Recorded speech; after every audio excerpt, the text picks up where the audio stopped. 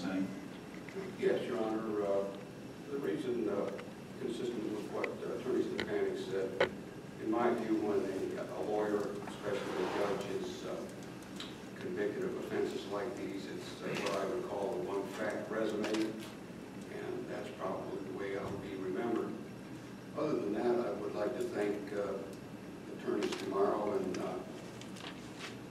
Donahue for being professional and, in fact, kind to Attorney Stepanek and me throughout the trial, and thank you for giving me a fair trial. That's about it. All right, well, thank you. Mr. Burge, you're in front of me today, I can tell you, because of your arrogance in dealing with this matter. You know, when we first had conversations about you representing yourself, I told you it was a mistake. I told you that the jury might dislike you, and then they were told that against you, and I can tell you that's what happened. They didn't like the way you presented the case. They didn't like your changing argument. And quite frankly, had you not been convicted, I had some serious problems with how you conducted the case, and I was going to hold you in contempt of court had you not been convicted because of some things that happened. But that being said, what you have been convicted of, factually been convicted of, is no different than what other public officials have been convicted of, and they were all misdemeanors.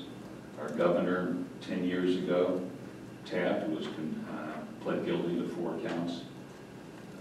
Our Attorney General, former Attorney General Mark Dan, the President of the City Council, Forbes, was convicted of the exact same type of offense that you have been convicted of. Quite frankly, I have said privately, and I will say publicly, what you were convicted of should not be grounds for you have resigned. That was your decision. And I would have been very willing to speak to whoever it was and saying that you didn't deserve to lose your judgeship because of the facts surrounding this particular case. And I will say with respect to your law license, you shouldn't lose your law license as a result of this conviction, but those are matters that are outside of my control. I'm going to impose the same sentence that was imposed upon our governor of the state of Ohio, and that's going to be a $1,000 fine on each one of the 3 counts. I will impose it on the falsification counts. I'm not going to impose any further fine with respect to the tampering counts. You'll have to pay court costs. I'm not going to put you on probation. I assume you're going to be able to pay the fine.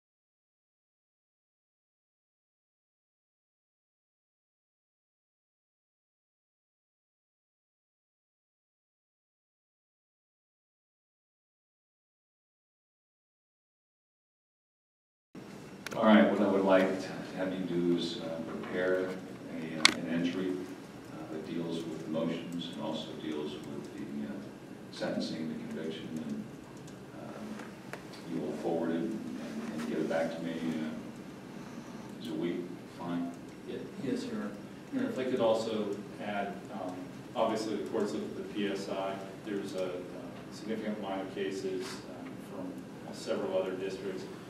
I assume the court, in the entry, is making a finding the defendant has a present and future ability to pay the fine, and obviously is not indigent based upon the PSI. Yes, I will specifically make that finding in the entry.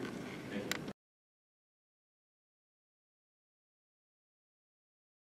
you. No, Your Honor, other than, so I get the entry right, I assume the court is also reserving the right to the defendant, who for some reason would not pay the fine, to impose contempt citations for. Yes. Anything further? No, Judge, thank you very much. Your Honor, I would just like to address judgeship.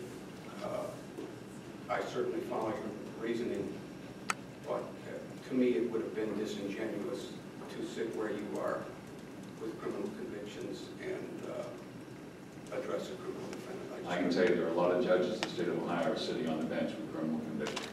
I couldn't do it. Some of them may be traffic related and what have you. But, so anyway, those were just my personal comments. Obviously, I have no control. That was a decision that you made. And so I respect that decision. All right, thank you.